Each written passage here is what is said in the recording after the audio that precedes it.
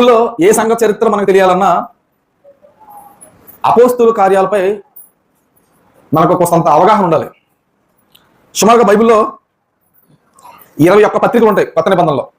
కొత్త నిబంధనలో సుమారుగా 21 పత్రికలు ఉంటాయి. ఈ 21 పత్రికలు మనకు అర్థం అవ్వాలి అంటే, ఈ 21 పత్రికలు మనం అర్థం చేసుకోవాలి అంటే ఖచ్చితంగా ఈ 21 పత్రికలకు సంబంధించిన చరిత్ర అంతా అపోస్తుల కార్యగ్రంథాల్లో ఉంటుంది. అపోస్తుల కార్యగ్రంథం ఎవరికైతే బాగా అర్థమవుతుందో, ఎవరైతే బాగా చదువుతారో, ఎవరైతే బాగా దాన్ని పరిశీలన చేస్తారో వారికి మాత్రమే కొత్త నిబంధనలో ఉన్న 21 పుస్తకాలు అర్థమవుతాయి. కొత్త నిబంధనలో 21 పుస్తకాలు మీకు అర్థం అవ్వాలి అంటే మీకు అపోస్తుల కార్యాలపై ఉండాలి, అవగాహన ఉండాలి. అపోస్తుల కార్యాలపై అవగాహన ఉంటేనే 21 పుస్తకాలు మీకు అర్థమవుతాయి. ఏంటి అపోస్తుల కార్యాలు అనే అపోస్తుల కార్యాలు ఏముంది? అపోస్తుల కార్యాల గ్రంథాన్ని మనం అర్థం చేసుకోవాలి అని మనం ఆలోచన చేస్తే అపోస్తుల కార్య గ్రంథాన్ని రాసింది లోకా గారు.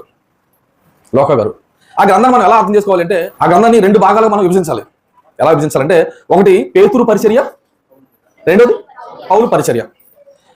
పేతురు పరిచర్య ఎక్కడి నుంచి ఎక్కడి వరకు ఉంటుందంటే అపోస్తుల కార్యాలు 1వ అధ్యాయం నుండి అపోస్తుల కార్యాలు 12వ అధ్యాయం వరకు పేతురు గారి పరిచర్య మనకు కనబడుతుంటుంది.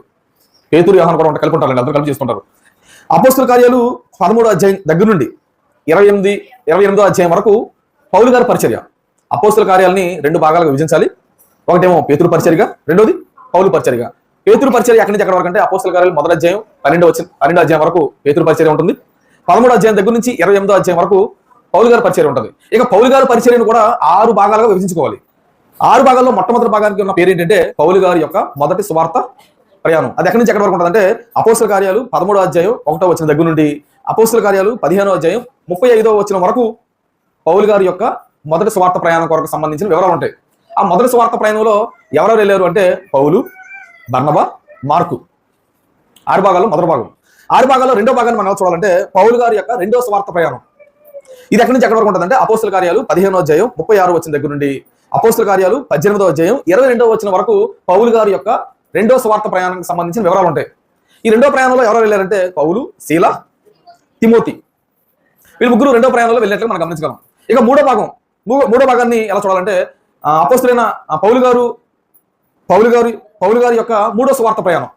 అపోస్తుల కార్యాలు 18వ అధ్యాయం 23వ వచనం నుండి అపోస్తుల కార్యాలు 20వ అధ్యాయం 38వ వచనం వరకు పౌలు గారి యొక్క సువార్త 3వ సువార్త ప్రయాణానికి సంబంధించిన వివరాలు ఉంటాయి. ఈ ప్రయాణంలో ఎవరు వెళ్ళారంటే అపోస్తులైన పౌలు, తిమోతి, తీతు. ఇక పౌలు గారి యొక్క పరిచర్యలో 4వ భాగంగా మనం ఎలా చూడాలి? 4వ భాగంగా ఏం చూడాలంటే యెరూషలేములో పౌలు. అపోస్తుల కార్యాలు 21వ అధ్యాయం 22వ అధ్యాయం. ఈ 2 అధ్యాయాలు చదివారనుకోండి యెరూషలేములో పౌలు గారు ఏం చేశారు, ఎందుకు యెరూషలేం వెళ్లాల్సి వచ్చిందన్న విషయాలు అక్కడ రాయబడతాయి. కైసరియలో పౌలు 5వ భాగం. కైసరియలో పౌలు అపోస్తుల కార్యాలు 23వ అధ్యాయం నుండి 26వ అధ్యాయం వరకు మీరు చదివితే కైసరియలో పౌలు గారు ఏం చేశారు, ఎందుకు వెళ్ళారు, ఎందుకు వెళ్లాల్సి వచ్చింది, అక్కడ జరిగిన విషయాలన్నిపై అక్కడ వివరణ ఉంటుంది. ఇక 6వ భాగంగా పౌలు రోమా ప్రయాణం. అపోస్తుల కార్యాలు 27వ అధ్యాయం 28వ అధ్యాయాన్ని కానీ మనం చదవగలిగితే పౌలు రోమా ప్రయాణానికి సంబంధించిన వివరాలు ఉంటాయి. అంటే పౌలు పరిచర్యను 6 భాగాలు చేయాలి. అందులో మొదటి సువార్త ప్రయాణం, 2వ సువార్త ప్రయాణం, 3వ సువార్త ప్రయాణం, యెరూషలేములో పౌలు, కైసరియలో పౌలు, రోమా ప్రయాణంలో పౌలు, ఇలా 6 భాగాలుగా మనం విభజించుకొని పౌలు పరిచర్య వేరు, పేతురు పరిచర్య వేరు, ఇలా భాగాలుగా మనం విభజించుకొని ఈ అపోస్తుల కార్యాలు మనం చదవగలిగితే, ఈ అపోస్తుల కార్యాలు మనం అర్థం చేసుకోగలిగితే కొత్త నిబంధనలో ఉన్న 21 పుస్తకాలు మనకు చదువుతుంటే ఈజీగా అర్థమవుతాయండి.